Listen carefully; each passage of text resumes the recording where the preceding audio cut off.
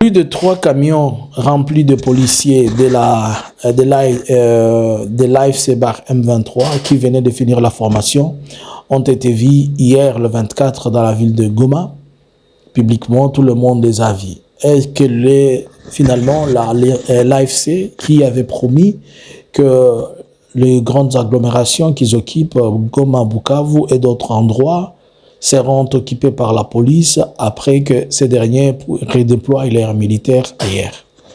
Que symbolise donc ce déploiement de la police et quel est le message qui est derrière cela? Bonjour, bonsoir, nous vous saluons de partout, vous êtes en train de nous suivre à cet espace Analysons Congo. Aujourd'hui, nous sommes le 25 du mois d'août 2025. Nous venons ensemble essayer de partager et analyser pour essayer de comprendre ensemble ce qui se passe. Abonnez-vous, likez, laissez-nous un commentaire. Laissez un commentaire tellement positif. Mettez de cœur, s'il vous plaît, trop de cœur.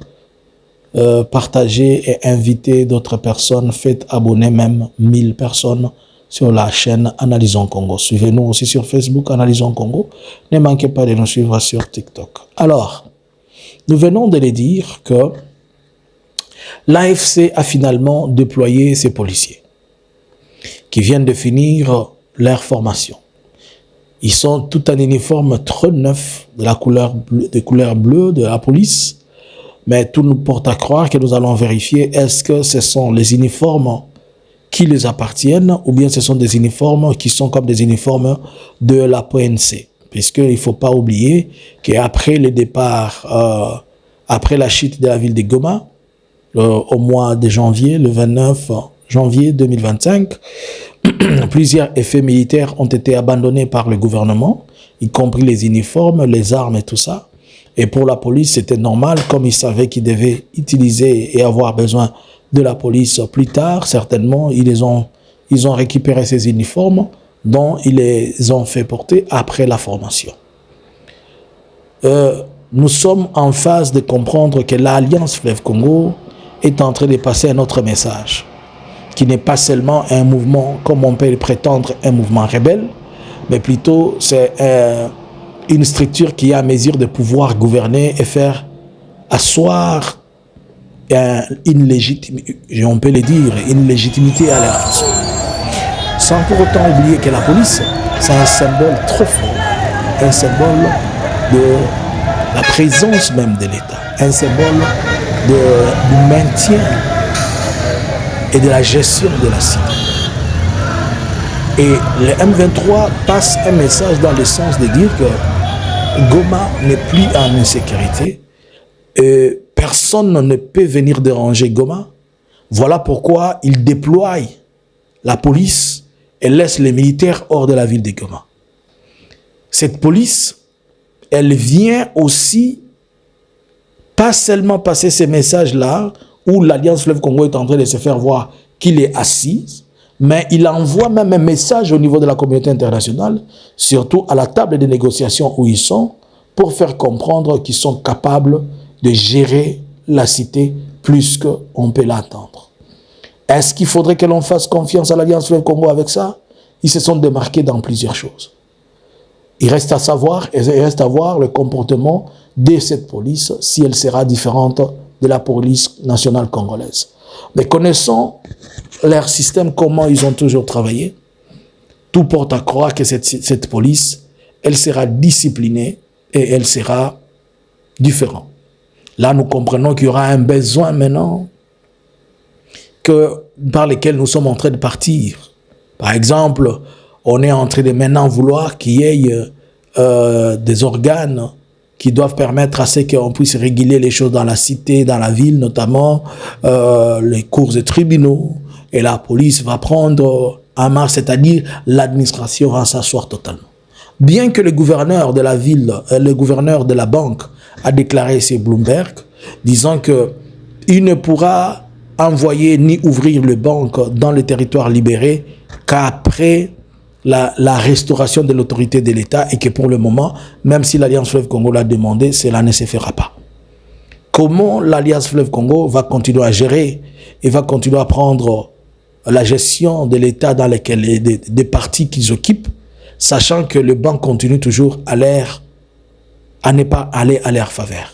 Mais là, nous voyons deux symboles étatiques importants, l'armée et la police. Et l'administration, elle est déjà assise.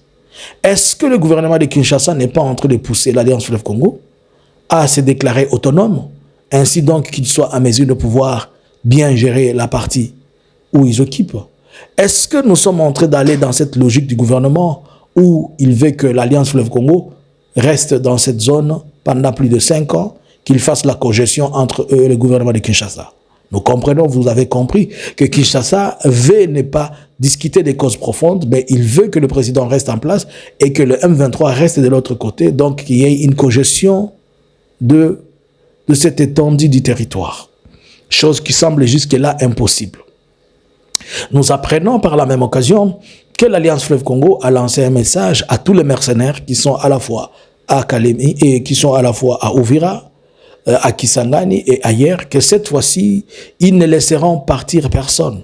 Je pense qu'ils nous ont quand même écoutés dans ce que nous étions en train de faire dans nos analyses, en les disant que avant de les renvoyer chez eux, il faut leur envoyer aussi des photos et vous les envoyez dans des coffres, communément appelés cercueils, comme ça, ils auront au moins à recevoir l'éducation. Ligne de voix au niveau. Nous apprenons que l'Alliance Fleuve Congo a lancé un message disant à ces mercenaires qui sont venus en guerre. Cette fois-ci, on ne les laissera pas rentrer comme ils s'étaient rentrés la fois passée. Mais chacun rentrera mort dans un coffre. Certainement, ça peut arriver à tout moment. Et ça sera une leçon pour dire à ces gens que quand il y a un problème dans un pays, il faut laisser les frères de ces pays-là trouver solution à leurs problèmes au lieu de vous interférer pour des questions que vous ne comprenez pas. Pouvons-nous aujourd'hui dire qu'après que l'Alliance Fleuve Congo démontre qu'il est en train d'avancer, gagner des terrains, qu'il envoie aujourd'hui la police occuper des villes au lieu de l'armée, et que son armée se redéploie ailleurs, pouvons-nous dire que l'Alliance Fleuve Congo fait un grand pas pour démontrer qu'il est suffisamment le géant et il prend contrôle de toute la situation? Un message diplomatique fort, un message politique à qui sert de comprendre, un message aussi sécuritaire à qui s'hasarderait de venir. Par la même occasion, il démontre qu'ils ne sont pas seulement dans la barbarie, comme on peut le prétendre le dire, mais il démontre qu'ils sont à mesure de pouvoir gérer. On va chaque fois comparer le comportement de la PNC, la police nationale congolaise, et les comportements de police de l'Alliance Fleuve Congo. Et vous allez voir que ça sera le jour et la nuit. Wait and see, c'est que cela pourra produire.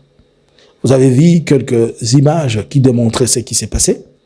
Mais pour l'instant, nous ne pouvons que dire qu'encore une seconde fois, l'Alliance Fleuve Congo est en train de montrer la maturité par rapport à toutes les questions qui lui sont demandées et requises.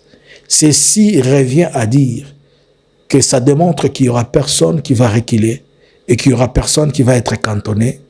Mais, comme ils avaient dit, c'est la FARDC qui doivent les intégrer et ils ne vont pas intégrer la FARDC. Et c'est la police qui doit les intégrer et ils ne doivent pas intégrer la police.